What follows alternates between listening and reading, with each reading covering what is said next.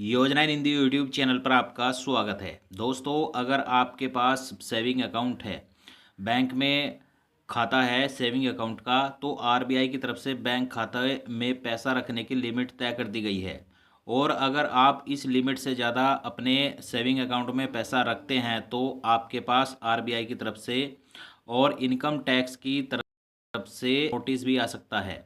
और income tax की तरफ से आपको जो नोटिस दिया जाएगा वह क्यों दिया जाएगा और लिमिट जो तय की गई है वह क्यों तय की गई है और आप अपने बैंक अकाउंट में कितना पैसा रख सकते हैं, सब कुछ जानकारी आपको इस वीडियो के माध्यम से देंगे, क्योंकि आरबीआई की तरफ से नए नियम जारी कर दिए गए हैं। तो अगर आपका भी सेविंग अकाउंट है तो वीडियो को आखिर तक जरूर देखेगा और जानेगा कि कितना पैसा आप अपने सेविंग अकाउंट में रख सकते हैं। तो चलिए वीडियो की शुरुआत करते हैं, लेकिन उससे पहले अगर आपने वीडियो को अभी तक लाइक नहीं किया है तो लाइक करिएगा, चैनल पर नए आए हैं तो सब्सक्राइब भी जरूर करिएगा। चलिए वीडियो में आगे बढ़ते हैं। देखिए, जैसा कि मीडिया रिपोर्ट से जानकारी मिली है, भारत में बैंकिंग प्रणाली में हाल ही के समय में कई महत्वपूर्ण बदलाव हुए हैं,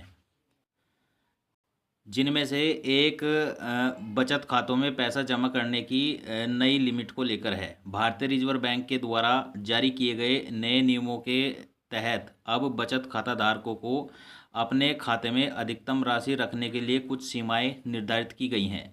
यदि कोई व्यक्ति इन सीमाओं को पार करता है तो उसे नोटिस मिलने की संभावना है।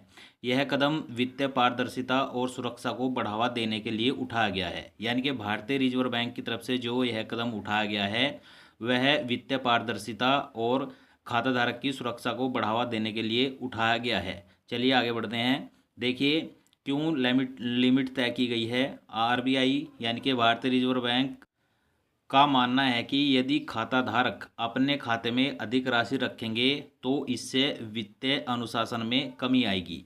यानी कि जो खाताधारक है, अगर वह अपने खाते में ज़्यादा पैसा रखते हैं तो उनके आरबीआई का जो वित्तीय शासन है, अनुशासन है, उसमें कमी आएगी। बड़ी राशि रखने से धोखाधड़ी या अन्य वित्तीय अपराधों का खतरा बढ़ सकता है, इसलिए यह सीमा निर्धारित करने की जो सुरक्षा है वह बढ़ेगी। यानी कि अगर आपके खाते में ज़्यादा पैसा होगा तो वित्तीय अपराधों को बढ़ावा मिलेगा। यह कदम बैंकों की स्थिरता को बनाए रखने और उन्हें अधिक सुरक्षित बनाने के लिए उठाया गया है। दोस्तों, इस वीडियो में हम यह भी बताएंगे कि आप एक वित्तीय वर्ष में कितने पैसे का लेन देन अपने बचत खाते से कर सकते हैं।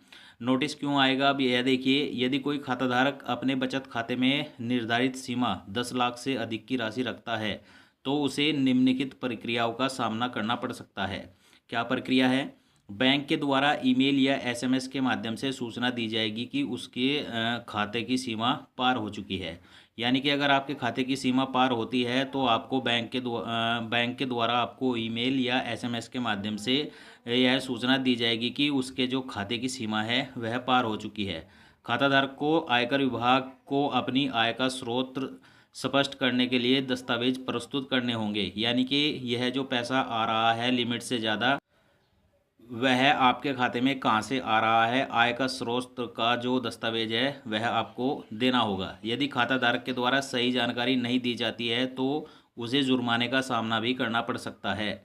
दोस्तों, तो कुल मिलाकर बात यह है कि आप अपने सेविंग अकाउंट में 10 लाख रुपए तक की धनराशि रख सकते हैं और आप एक वित्तीय वर्ष में 10 लाख रुपए तक का लेन देन अपने सेविंग अकाउंट में कर सकते हैं। और अगर आप इससे ज़्यादा का लेन देन करेंगे या 10 लाख से ज़्यादा का अमाउंट आपके अकाउंट में होगा तो आपको इसकी जानकारी आरबीआई और इनकम टैक्स को देनी पड़ेगी कि यह पैसा यानी कि लिमिट से ज़्यादा जो पैसा है वह आपके खाते में किस स्रोत से आ रहा है, किस बिजनेस से या किस कमाई से आपके अकाउंट में आ रहा है।